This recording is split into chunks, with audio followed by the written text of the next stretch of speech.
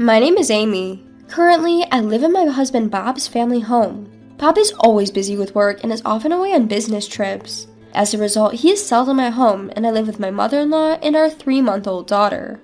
Bob's father had already passed away. There used to be another person in our household, Bob's sister, but she had to move out due to her job. Bob's sister was always kind to me, so I liked her. It was sad when she left, but there was another reason why I wanted her to stay. My mother-in-law named Karen keeps harassing me. "Hey Amy, what are you doing? The brat is crying. Go comfort her quickly." She said this while pointing at my daughter. Could you please stop referring to her as a brat? She's your granddaughter." "So what? I hate the sound of a crying child. Just do what I said. Comfort the brat." So I had to interrupt my chores and comfort my daughter. But then, if I don't progress with the housework, she'll be upset about that too. Finally, when my daughter fell asleep, I resumed my work. But then Karen started berating me again. "Stop letting the baby sit on the floor. It's in the way." "Well, but you were the one who said not to spend money on a bulky crib that she'll outgrow soon." "Then carry the baby on your back. Just stop letting her sleep on the floor. It's so inconvenient during the day." With Karen shouting like that, my daughter woke up again. Reluctantly, I picked up my daughter and carried her on my back while I continued with the chores. By 3 months, the baby starts to get quite heavy, and carrying her on my back is a significant burden. Given that I had to do housework in such conditions, my work speed slowed down considerably. Somehow, I managed to finish all the chores by dinner time, but Karen was, "How can you be an unfit housewife if you spend all day and not make much progress with the housework? If I were younger, my mother-in-law would have slapped me, and she was abusive to me again." I was mentally exhausted. After putting my daughter to bed late in the night, I reached out to my husband. "So, your mom is being completely unreasonable." "I see. I'm sorry I can't be there for you. Apologies, I have a meeting coming up. I'll hear more from you later." That's what my husband said before he hung up. My husband, Bob, seems busy too, and I can't really depend on him. I have to stand up to my mother-in-law, Karen, on my own, but I feel utterly helpless by myself. One night, my 3-month-old daughter's crying was exceptionally terrible. Maybe she was hungry or something was bothering her. In any case, she was wailing non-stop. Karen, waking up in irritation, stormed in. "It's so noisy. Shut that brat up. Do you even know what time it is?" It's 11 p.m. It's not too late yet." "Shut up. I usually sleep at this time, don't you know? I can't stand her wailing. Do something now." The angrier Karen gets, the more it scares my daughter, causing her to cry. I understand. Please calm down a little. When you raise your voice, it makes the baby cry even more." "Don't order me around. I'm the one giving orders here. If you can't quiet her in 5 seconds, I swear I'll hit that baby." "What? No way." 1, 2, 3. Indeed, Karen started counting. I want to believe that she would never resort to such inhumane behavior as hitting a 3-month-old baby, but the fact that I can see her doing it is what's terrifying. 5. It seems she's not stopping. Can't be helped. She then readied her fist. "No, you're kidding, right, mother-in-law? I can't stand the wailing. Be quiet." And then Karen really did raise her fist to my daughter. I screamed out in disbelief. I never thought she would resort to violence. My daughter was screaming louder than I'd ever heard. Enough of this noise. Shut her up now." She seemed to be completely oblivious to the fact that this was all happening because she had hit my daughter. My daughter ended up with a bruise on her face, and I immediately called for an ambulance. The doctor came and examined my daughter. "Doctor, how is she? My daughter." "Your daughter is..." The doctor paused, and my mind went to the worst possible outcome. "You're joking." No, I apologize for the confusion. Your daughter is fine. There might be a bruise. We thought it might leave a mark, but it'll likely heal without leaving a bruise, so please don't worry." Oh, thank God. I felt a wave of relief wash over me and my strength drain away. "But what happened? Did she fall or something?" "No, nothing like that. It's just, my mother-in-law who lives with us, she did something unimaginable." "Could you tell me more about that?" With that, someone entered the examination room. I recognized this person who would help me out of my current situation. The next day, I returned home with this person. "Oh my, you ended up spending the night in the hospital? Quite the life you lead, neglecting your housework as a housewife." Karen taunted me with a smirk. I was seething inside. "What's with your attitude? You sure had no qualms about doing such a terrible thing to my daughter." I showed Karen my quiet but resolute anger. "Huh? What's with the attitude? Got a problem?" "Of course I have a problem now. You did something so horrible to my daughter. Apologize now." When I raised my voice, Karen yelled back. "What the hell? Don't you dare talk back to me. I'm your mother-in-law, you know. A daughter-in-law doesn't dare defy her." Karen's face went beet red. but I did not back down and stared Karen down. "You're getting on my nerves. Don't you dare oppose me." Saying that, Karen hit me this time. "You just raised your hand, didn't you?" "Huh?" Raising your hand means you're ready, right? Ready for whatever comes next? Whatever might happen to you? At my words, Karen was taken aback. What are you saying? What do you plan to do?" Because of what Karen said, I called someone over. "Please come in."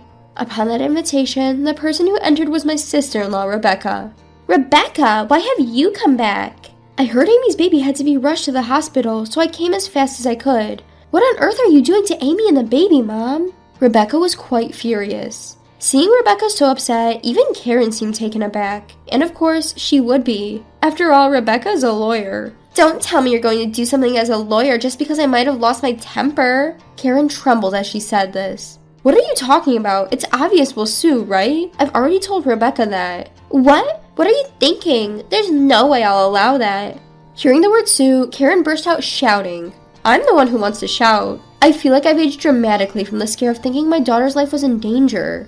"Mom, there were clear marks on the baby. It's clearly an assault. And you also just physically threatened Amy, didn't you? You could be charged with battery for that." "Hold on, this is just a little family communication. To sue over something like this, don't you think it's a bit hasty?" Despite Karen's desperate excuses, I wasn't having any of it. "Don't say such nonsense. Can't you see I'm angry? If you're not planning to apologize, I'm just going to proceed with legal action." "Wait, at that time I was just a little frustrated. You know how people get irritable when they're tired, right? And when I could hear the wailing all night, it was just too much." Karen was making excuses, but that doesn't make it okay for her to resort to violence. "Mother-in-law, it's unfortunate, but I don't plan to forgive someone who just makes excuses like this. I'm going to take legal action immediately, and I'm not intending to negotiate a settlement." "Wait, stop. First of all, stop suing me. Do you realize how much I've helped you?" Suddenly, Karen started claiming she had helped me. "Amy, has Mom ever helped you?" "No, not at all. Rather than helping, Mother-in-law has only been a hindrance, and even criticizing my housekeeping." "I see, and she's talking about having helped. I wonder what she's talking about." Rebecca and I gave Karen a cold stare. "I said I helped you, didn't I? Why are you looking at me like that? I did help Amy. When Amy was tired and sleeping, I quietly did some housekeeping." "Ah, could it be that you're the one who's been waking up in the middle of the night to snack? I wish you'd stop. It's really bothersome." What? I left some for your breakfast, didn't I? That's just my kindness." "That's not what I call kindness. You're just handing me your leftovers, and it was too little to be called breakfast. Plus, you left the dishes without washing them, so it actually made my chores even more difficult." "Mom, that's just terrible." Rebecca was appalled at Karen's actions. "Hey, don't look at me like that. I have my own troubles too, you know." "Troubles? Like what exactly?" "The truth is, I'm well aware of my own harmful behavior." Karen surprisingly admitted this. "You're aware of your harmful behavior?" "You know, I tend to lash out when I get mad. I understand that it's not right, so I want to change this habit, but people can't always change as easily as they want. Even if I keep telling myself how bad it is, I just can't control myself." Karen continued speaking through her tears. "At this rate, I might end up hurting even those I care about the most. Amy, I need you to help me reform. You can tie me up if you need to. Do whatever it takes to make me repent." Karen even ended up prostrating herself. "Wait, please calm down, mother-in-law. I think we should talk this through first." "Just talking isn't enough to apologize to you. Be stricter with me. Otherwise, I just can't forgive myself for..." Karen was genuinely crying, and it seemed she was truly remorseful. Thinking this, I was about to forgive Karen. But then, "Amy, don't be fooled." "What?" "Whenever she's in a tight spot, Mom plays the victim to stop being blamed. This is her usual tactic. Even if she does it in front of her own daughter, she can't hide her scheme." What are you talking about? I have no idea. I would never think of such a thing. This is just..." But Karen was clearly flustered. Looking closer, even though she was crying so much just moments ago, her tears had already dried. She must have been pretending to cry. "I can't believe it, mother-in-law, to go to such lengths to evade responsibility." "Wait, hold on. I wasn't trying to run away from my mistakes. I just wanted to voice my feelings." Karen was trying to make yet another weak excuse. "There's no way such an excuse would work on me." "Please, enough with this, mother-in-law. I'm tired of your complaints. All I'm going to do is to proceed with legal actions. My mind is made up." As I said that, Karen's face turned beet red with rage. "How dare you? Why should I have to hear such things from you? Do you think I'll just sit by while you take legal actions against me?" Although Karen was shouting those words, another person entered the house. Amy, is our daughter all right? It's my husband, Bob. He heard that our daughter had been rushed to the emergency room, and he bowed to his boss and was allowed to come home temporarily. But Bob? Why are you home? Mom, that's not what matters right now. I heard you hit our daughter. How could you? I won't forgive this. Bob was shaking with anger. It was natural, as the daughter he cherishes was subjected to violence. Wait a moment, Bob. Why do I have to be told such things? I didn't do anything wrong. No, you clearly did something wrong. If you don't think violence is wrong, you are seriously misguided. Mother-in-law, why don't you stop making excuses? You're alone, but there are 3 of us, Bob, Rebecca, and me. You can't possibly get your way. How dare you? Are you trying to intimidate me by outnumbering me? Isn't that what they call tyranny of the majority? No, it's not about the tyranny of the majority. It's just that we all agreed to discipline you because you're clearly committed a wrongdoing. It's okay if you're under the illusion that you're not wrong, but please stop causing us trouble. As I clearly said those words, Karen began to cry again. It seems that this time her tears were real. Why has it come to this? What on earth have I done? I didn't do anything wrong. Please forgive me. Karen was looked upon with cold eyes by Bob and Rebecca. They must be feeling incredibly sad inside, as their real mother is such a mess. Mom, I always thought you were strange, but I never thought you would be this bad. I no longer consider you as my mother. Neither do I. I'm ashamed to consider such a person as my mother. Wait a minute, what are you saying? You are the children I gave birth to after bearing a lot of pain. How dare you speak to me in such a way? Even as Karen was crying and shouting, the 2 of them continued to give her a cold stare. Let's just leave, Amy. I know a cheap motel. We can live there for a while. In the meantime, I'll proceed with the legal actions against Mom. There's also suspicion of assault and battery, so we have to call the police. Police? Please don't call the police. I've been telling you I didn't do anything wrong. Why has it come to this? Even as Karen cried and shouted, I did as Rebecca said and left the house. I hid out for a while in a budget hotel that Rachel had recommended and left the rest up to her. After that, it seems Karen was charged with assault and battery and ended up in jail. Bob and I saw this as an opportunity to find a new home, and we ended up leasing an apartment. Now, our daughter, Bob, and I are living peacefully in our new apartment. Rachel, who helped me so much, is reportedly having fun despite her busy life as a lawyer. When Karen got out of jail, she had no choice but to return to an empty house. It's quite pitiful. Since we haven't told her where our apartment is, there's no way she can come over. Even if she were to find out, there's a security guard at the entrance, so even if she showed up, she'd just be taken away as a suspicious person. I'm Karen, in my 40s. I lived with my husband Nick and our daughter Sophia, but my father-in-law, now in his 90s, asked us to move in. Nick has a brother, but he's a traveling worker. His situation is uncertain as to when he'll be able to return home, so the talk turned to us. My in-laws' house is 3 stations away, and we've been helping them with hospital visits, but due to their age, they asked us to move in for emergencies. When my father-in-law consulted us, Nick looked a bit troubled. His mother favored his older brother a lot and used to slander Nick, saying, "Your brother is so smart, why are you such a failure? Your brother will inherit this house, you should find a job and leave." I'm not sure if my father-in-law knew about this, but he said, "Your mom is looking forward to living with you guys too." When Nick consulted with his brother, he seemed relieved and left everything to us, saying, "It would help if you guys could move in." To be honest, I don't like my brother-in-law. He has a son the same age as my daughter Sophia, but he always compares them and looks down on my daughter. During high school entrance exams, despite not much difference, he looked down my daughter for aiming at a high school with a slightly lower score while boasting about his son aiming at a higher one. This happened over the New Year's holiday, just a few months before the exam. In the end, his son didn't get into the school he wanted, but when he decided to go to a private school, he looked down on us saying, "Poor people can only go to public schools, haha." Every time we gathered together for the new year, he boasted, "I'm the eldest son, I'll inherit this house." But now he completely left everything to us. However, since we got my brother-in-law's approval and my father-in-law's eager request, we decided to accept the offer to move in.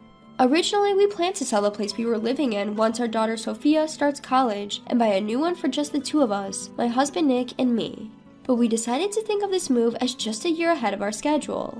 Upon moving in, just as my father-in-law had said, my mother-in-law welcomes our family warmly. She gave the largest room to us, the next largest room to Sophia, and even offered to clean all the areas except for our room herself. When she said, "We'll do our laundry ourselves, but could you please take care of the meals for us?" I was more than happy since I was expecting that I would have to handle everything. Sophia only has 1 more year until college entrance exams. She was a little nervous about the change of environment, but she was relieved to get a decent room.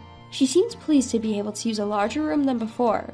We decided to pay a few $100s in rent each month and split the cost of utilities and food. The cohabitation started in a much better atmosphere than I had expected. Nick seemed relieved, but after a few months, things started to change slowly. That day was when my mother-in-law was supposed to go to the hospital. Since I didn't know when I would be able to come back, she said, and she asked me to clean and do the laundry. I had just had a day off from my part-time job, so I accepted without thinking. However, when I went to the supermarket for groceries, I happened to see my mother-in-law. She was happily chatting with a friend at a cafe.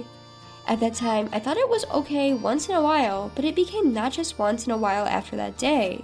"I have to go to the clinic once a week, and I'll need you to take care of the cleaning and laundry every time." My mother-in-law says this apologetically, but I'm skeptical about whether she's really going to the clinic. She eats 3 meals a day and snacks in between. She's lively every day, sleeps well, and from my point of view, she seems healthy. But I decided to turn a blind eye because I would rather avoid ruining our relationship. I was preparing from the beginning that I would probably end up doing everything, and doing this once a week seemed not a big deal. However, after accepting this, my mother-in-law's request started to escalate. What was once a week became twice a week, then thrice, and on top of that, she said, "Could you please not move the trash can in our room? It's in the best spot right here. I just can't get enough energy going in the morning from your breakfast. I really need more healthier breakfast. Ideally, I'd like at least 5 side dishes. I don't want you to wash that handkerchief with other items because it's important," she said, among other complaints about how I do housework. She even suggested, "Why don't you quit your part-time job? It doesn't look good. Then you could take care of all the housework." Making me do all of the housework and complaining about it is so scary. I brush it off by saying, "I'll think about it." I had some savings for buying a condo, so I figured I could just move out if I got fed up with it. So with that attitude, about half a year passed since we started living together, when suddenly my brother-in-law returned. My mother-in-law was delighted at the news of his sudden job transfer, and as soon as my brother-in-law came back, her attitude changed dramatically. We were kicked out of the room we were using on the day my brother-in-law came back. She said that because my brother-in-law was going to use the biggest room, we should all use my daughter's room. Thinking about my daughter, my husband rebelled, but they didn't take it seriously. We had to use 1 room for 3 people, but my brother-in-law's influence didn't end there. I was told to adjust the meals to my brother-in-law's taste, to hang his suits in a certain way. Furthermore, my mother-in-law's nagging got even worse. "Brother said he wants to eat food with a stronger flavor. I've always felt the same way, but your cooking is a lighter taste," she claimed. "You know, what brother hates most is being woken up by the vacuum cleaner, so please don't use the vacuum until brother has woken up." Every time it's always, "Brother likes this, brother doesn't like that," and it's like they're implying that everything my brother-in-law says is correct, joining in saying, "Yes, that's right." "My daughter-in-law and son won't be coming back. My son will be a university student starting next year. He says he's going to stay at that place until he graduates from high school." When my brother-in-law was saying this, my mother-in-law was nodding in agreement, saying, "That's right. Considering he has important exams coming up, it would be pitiful to change his environment." My daughter is in the same situation, isn't she? Despite that, we changed her environment twice, from living alone to a 3-person room, didn't we? Holding back my desire to complain, I quietly carried on with the housework, because I knew that if I complained, it would come back many times over. The last thing I need is for my brother-in-law, who has always looked down on my daughter, to shift his target from me to her. I kept holding back, but I felt like I was quickly reaching my limit. It was the time when I thought I couldn't handle it anymore. My brother-in-law, who had been drinking, started to fight with my husband. "As the eldest son, it's natural that I take over this place. When my wife and son come here, we'll take care of both dad and mom. You guys should get out of here quickly. Oh, you can leave right now if you want. Your wife, her cleaning is sloppy and her food is terrible. It's unbearable. Mom's still strong. We don't need your wife for housework. It's tiring to deal with your on-edge daughter too. I'd be so satisfied if you guys could leave now. Actually, we don't need you anymore. I'm the eldest son. Now that I'm back, you guys should leave ASAP." Behind my brother-in-law, who is probably the eldest son, my mother-in-law agrees with him as usual. "Since your brother's wife is coming, we don't need your wife anymore. We only need a grandson, not a granddaughter. You're pitiful having a useless wife who can't cook, clean, or do laundry properly. You've always had a tough time. I actually wanted to live with your brothers. I just reluctantly agreed because your father said so. I never wanted to live with you at all." Inspired by my brother-in-law, my mother-in-law got carried away and began to say even more outrageous things. My husband, who is usually mild-mannered, seemed unable to bear it any longer. "Enough, I get it. We should leave, right? We'll leave. Happy now? Stop speaking ill of Karen and Sophia," he shouted. This surprised even me. I had never heard my husband raise his voice in anger before. Neither of them expected him to explode in such a way, quickly downplaying their behavior, saying, "We were just joking," or "Don't take it so seriously." But my husband disregarded their excuses and, without uttering a single word, started to make his exit. This shift in his demeanor truly unsettled them. They turned pale and began to cling to my husband, their faces filled with desperation. Their self-serving attitudes were astounding. It felt ridiculous, having tolerated their behavior up until this point. I was in the middle of cleaning up after dinner, but I dropped everything to stand by my husband's side. "We were tired of living with you. If we both want the same thing, it's just right. I'll be leaving soon. Please rest assured." My brother-in-law and mother-in-law were both slack-jawed, making fools of themselves. Even I, who had always been so loyal, was now standing up against them. They probably couldn't imagine this as people who always think about themselves. Even now, I cannot forget about their expressions. My bold stance was all thanks to my husband. To be honest, as soon as my brother-in-law returned 2 weeks ago, my husband started looking for a rental property. We didn't know when my mother-in-law might revert to her old ways, or when my brother-in-law might start harassing our daughter again. There were too many uncertainties, so we began preparations to be ready to move out at any moment. We felt truly sorry for our daughter, having to change her surroundings so often, but it's better than staying here. We had a few places shortlisted, and by the next day, we had signed a lease for an available property and left our in-laws' place the following day. Afterwards, our daughter successfully got into college. She decided to live on her own, and we, as originally planned, bought a new apartment. It was a peaceful afternoon at the start of our new life when a call came in. The caller ID showed it was my mother-in-law. My husband was reluctant to answer, but when the incessant ringing was too much to bear, he finally picked up. We could hear the sound of my mother-in-law sniffling, possibly crying over the phone. "I'm sorry for what happened back then. I know an apology might not make up for it, but can we put it all behind us? I want to live with you all again. The truth is, something terrible has happened to my son. My son and I, we can't seem to manage living together anymore." This is what my mother-in-law had to say. My brother-in-law had an affair within the company, and when it was discovered, he was demoted. That's why his sudden transfer had been decided. It seems his salary has dropped significantly, but my mother-in-law, who was indulgent with my brother-in-law, had not been receiving rent or living expenses from him, so she was oblivious to his situation until now. My brother-in-law thought he could keep the truth from being discovered, but a single letter shattered his scheme. It was a letter of proof sent by his wife. My brother-in-law, under the impression that his affair was not known, had passed off his demotion as a transfer, but his wife knew everything and seemed to have sprung divorce on him as soon as their son started college. On top of the fact that it was already difficult to live on my brother-in-law's income alone, he was saddled with alimony and child support payments, pushing him into a situation where he had no choice but to go into debt. It seems that my mother-in-law wanted to rely on my brother-in-law after she finished using the money left by her husband, but my brother-in-law was demoted and the debt led to a divorce. She won't have anyone to rely on for housework and nursing care. That's why she asked for help. "Can't you at least return my husband to me?" my mother-in-law pleaded with a desperate voice. Yes, my father-in-law is currently living with us. My mother-in-law, who could not oppose to my father-in-law, used to hurl abuse at my husband when my father-in-law was not present. And when she would complain about me, she always made sure that my father-in-law was not around. However, once my brother-in-law moved back, she seemed to think it was okay if my brother-in-law was there, and she started complaining in front of my father-in-law as well. When my husband confessed to my father-in-law about my mother-in-law's past abusive behavior, my father-in-law, who had not known about it, apologized to my husband. "I'm sorry I didn't realize it sooner, and then I went ahead and suggested we all live together, just do whatever you guys want." Those were my father-in-law's words, but my husband seemed to be worried about leaving him with my mother-in-law and brother-in-law. That's when I suggested that my father-in-law should move in with us. And so we ended up living together in the new house. Although my father-in-law was quite taken aback by my mother-in-law's behavior, he left her a decent amount of money, probably because of their long history together. Well, if he continued that life, he would have had it for a year. "Dad says he wants to live with us. We no longer intend to live with you, Mom, so don't start asking us for favors now." My husband quietly stated that and then hung up the phone. I would have liked him to say more, but given the significant damage already done, I decided it was good enough.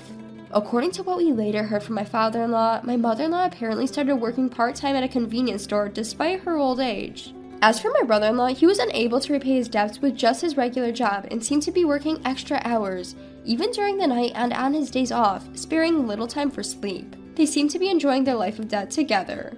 On the other hand, thanks to my father-in-law contributing half of the cost to our apartment, we have plenty of breathing room in our lifestyle. We are planning a trip with him to our daughter's place during the upcoming long weekend. We're looking forward to staying in a luxury hotel and seeing our daughter again after a long